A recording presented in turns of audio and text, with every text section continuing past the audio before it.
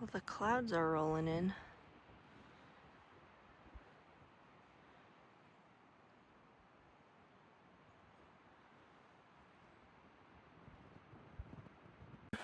Good morning from day 212.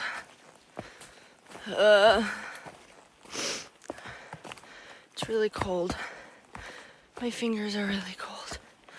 But I didn't sleep great last night. I went to sleep at like 8:30 maybe, and then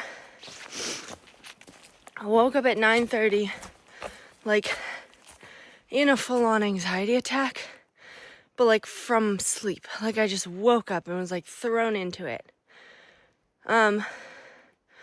Managed to calm myself down by myself, which was good. My watch says I didn't fall asleep until 11:30. I find that kind of hard to believe, but when my alarm went off at 5:30, I went back to sleep until 6:30. So maybe I really didn't get much sleep. But yeah, I woke up feeling fine this morning, and then just like after being awake for 10 minutes, got all anxious again. So I don't really know what's going on with that. I'm not a fan of it. But yeah, we're gonna keep hiking because there's nothing else to do.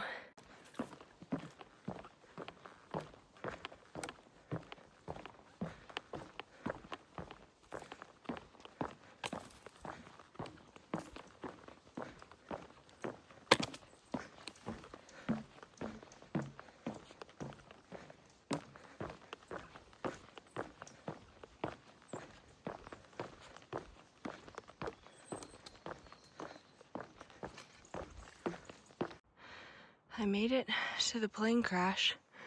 I wasn't sure which mountain this was on, but wow, this is like a lot of debris. So I was told the story before I got here, but it was both of the people that were in the plane survived.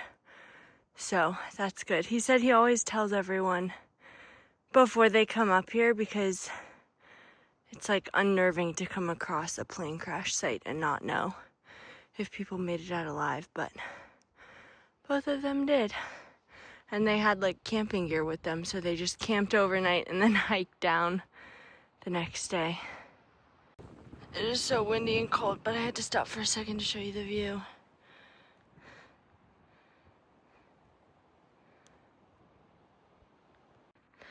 I'm at a viewpoint in between two of the chairbacks, and I have to say, the 100-mile wilderness would be significantly less than 100 miles if they made the trail a little less weavy.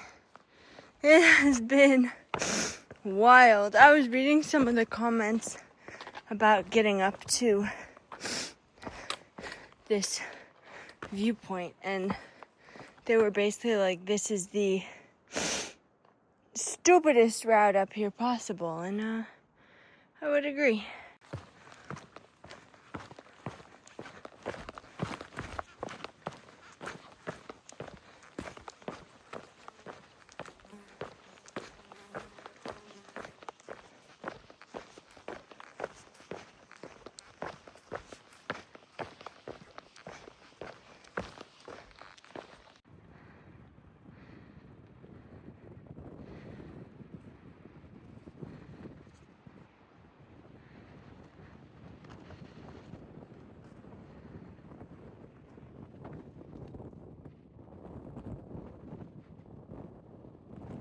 I took my fleece off. The good news is I'm no longer sweating. The bad news is everything that is not my back and my stomach is a little chilly, especially when the wind picks up. Oh, but it is helping me walk faster. And then every once in a while, I'll get in a sunny spot, and it's so nice and warm. I made it to the top of Chairback mountain. I've been climbing the Chairbacks, but I guess this is, oh wait, actually I don't, this one might have another name. I don't know. Anyway, I made it to the top. Going down to the shelter, and I think I'm gonna stop for a snack break there because I'm getting a little hungry. Before this climb I had half of a fig bar, but oh, this wind. No. Oh, this is a nice look. I just stopped for a 25-ish minute snack break at the shelter, and I'm so cold. I was sitting there with all my clothes on, and I took off my puffy, but my hands are really cold. They'll warm up once I get moving. And I just have a short, like, half-a-mile climb, which is why I'm leaving the fleece on, because I don't want to start sweating. But it's so cold.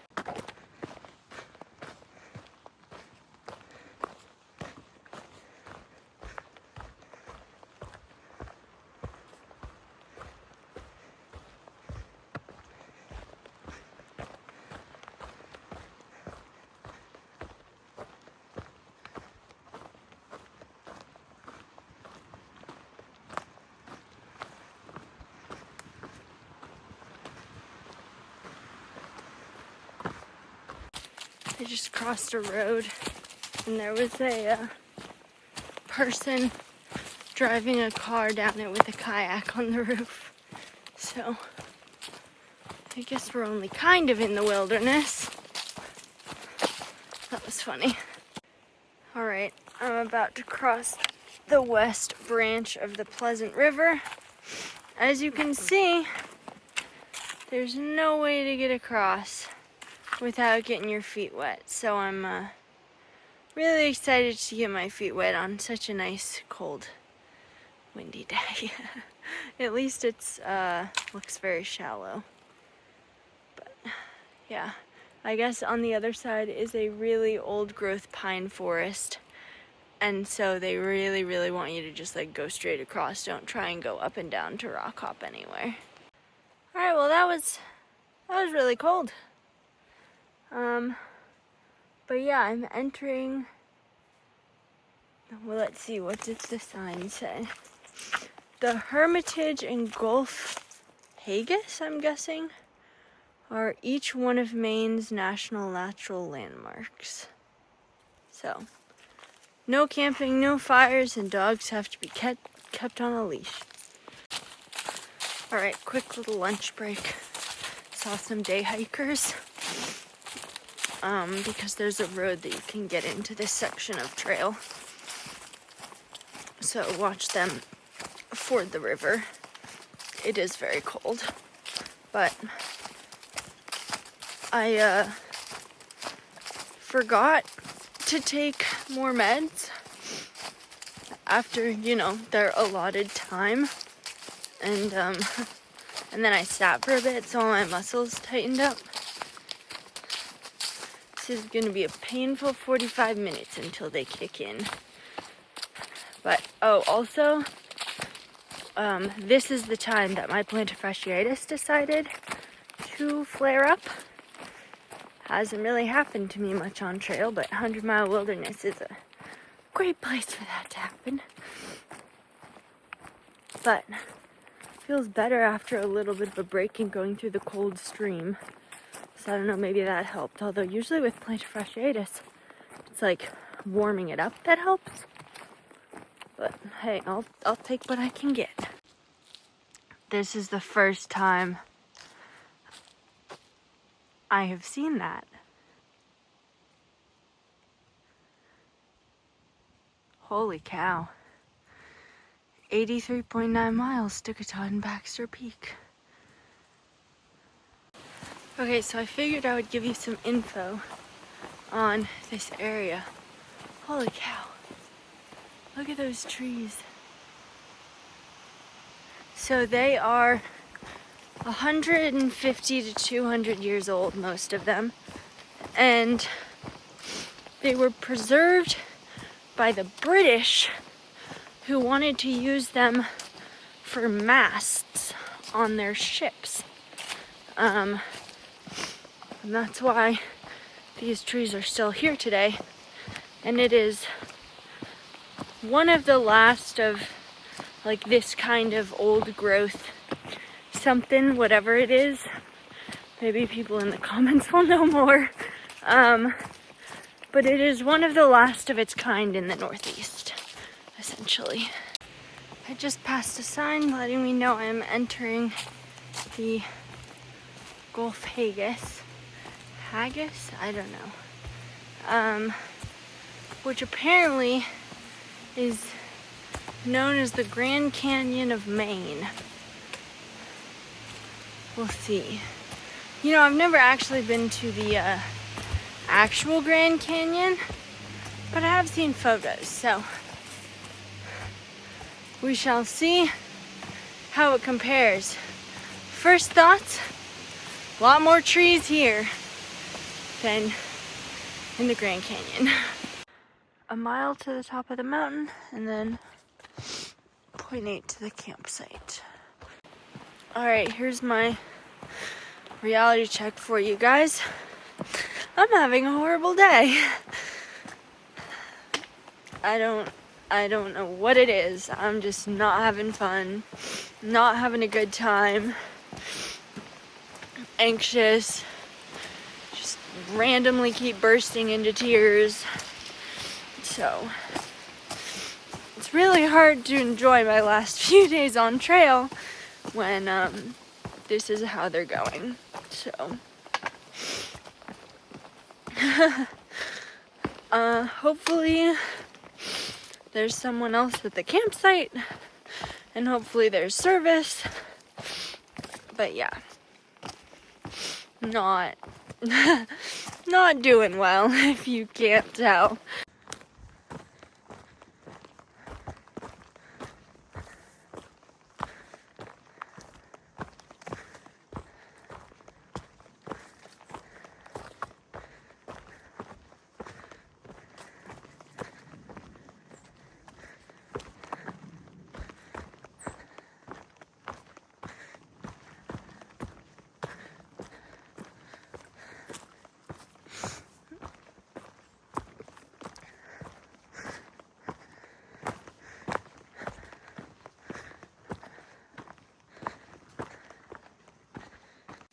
I have my phone plugged in, which is why there's the weird angle right now, but this is a climb up Gulf Hagas Mountain. My goodness. It's a lot of steps, but also just like steep climbing. It's 6:20. I'm making dinner. It's really windy, so I'm trying to like protect it, but it's still taking a while for the water to boil. I don't have any service here. Like, a little bit back, I have a bar where a call will go through, but like not enough so that we can really talk to each other. Like, it just is kind of gurgly and some words come through. But I can Garmin message, so it's fine. But I'm still crying, not because of anything bad. Like, I'm not anxious or stressed, but this time it was because I texted Anna. Oh my god, I'm gonna cry again. This is driving me crazy. I'm not a crier, guys. I don't know what's happening. I texted Anna that, like, I was kind of having a miserable time and I'm, like, not enjoying myself. And she was, like, so sweet. And she was like, oh my gosh, you got it. Like, one step at a time. You've come so far. And then she was like, I'll be praying for your anxiety to decrease. And then I started crying again. And now I'm crying just talking about it. What the hell is wrong with me? I swear, guys, this is the most I've cried. Like, if you add up all the times I've cried in the last 2 years, I've cried more today let's ignore crying over movies, because that doesn't, like, count. Like, crying over something, like, emotional in your life, like, this is it. Like, I think the last time I cried was when I got my MCAT score back, and that was, like, tears of happiness. Oh no, I've sobbed on trail multiple times, but, like, goodness gracious, pull it together. Now, granted, you've already seen the title and clicked on this video, but I have decided I'm gonna call it the one with all the crying. I hope you guys, that's a Friends reference, in case you didn't get that. I'm offended if you didn't. Friends is my favorite show. I actually downloaded 12 episodes for this stretch. It's like my comfort show. I've seen Friends all the way through more times than I want to admit. But I think I'm still gonna cry some more. I've been messaging with my mom, and I'm hoping, like, maybe this is just, like, the good release. Like, I just need to release it all from my body. Like, I've had this, like, these emotions or these feelings sort of pent up and, like, haven't dealt with them. And I'm getting them all out now. I will say, it makes sense because, like, I worked through some good emotions while marathon training, and, like, during COVID I would go on walks and just, like, cry and work through stuff. So maybe that's this. Maybe I'm gonna come out of this, like, a whole renewed, more emotionally intelligent person. Wouldn't that be great? Oh, you can't really see anything. Well, it's very cold. I just hung my bear bag. I'm gonna drink my hot chocolate, which is right here, and then brush my teeth. Good news is tonight's the coldest night. So, down at the shelter below, the low is 35, so I'm guessing the low up here is around 32. So I'm gonna take freeze protocols tonight, but I should be good. Okay, this is the angle we're getting for tonight. It's very cold, so I'm all bundled up. I have all my hoods on and all the things. It is 8:15 maybe.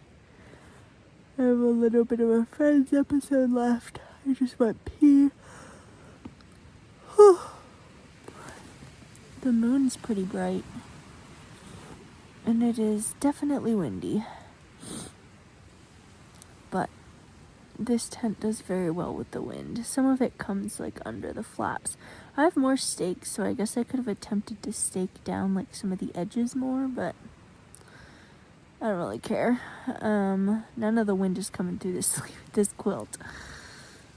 But yeah. Let's see. Highlight of the day. Oh.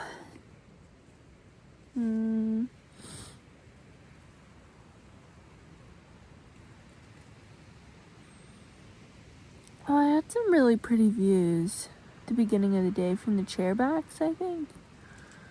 Or something. I was on some ledges and I had really pretty views. It was really cold and windy though, so I wasn't stopping to look for too long, but that was really nice. Character builder, I cried all day. Oh, sorry guys, I can't stop yawning.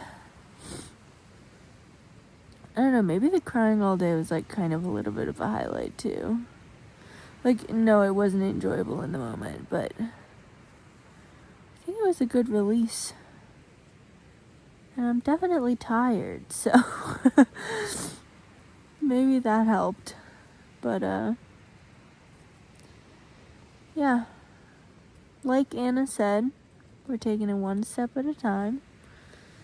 And, I have a 5:15 a.m. alarm. It's whose idea was that? Mine. Because I have to do 21 miles by 3 p.m. So, that's great.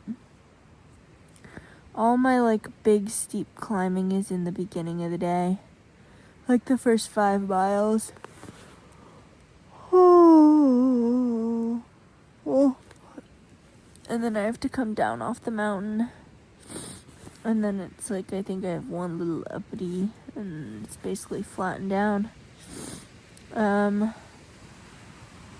Tomorrow night I'm staying at what is apparently the best campsite on the AT, someone said. Definitely best in the 100-mile wilderness. And assuming it's clear tomorrow, which according to the weather report Green Bean read me earlier, it should be, I will have my first sighting of Katahdin. I think I will be able to tell which one is Katahdin because it should be flat until Katahdin. Versus with Mount Washington, there were a lot of other mountains around. And I could not tell until I got close enough to see the antennas. I remember, I think someone said you can see Washington from Moosilauke. And I was standing being there's 40 different tall mountains out there. I could not tell you which one is Washington. But I'll probably be able to tell Katahdin. Anyway, I can't really think about that too much because who knows, I might cry again. So I'm going to finish off my episode and pull my hands back into my quilt because it is frickin' cold, folks. But, good night, and I'll see y'all tomorrow.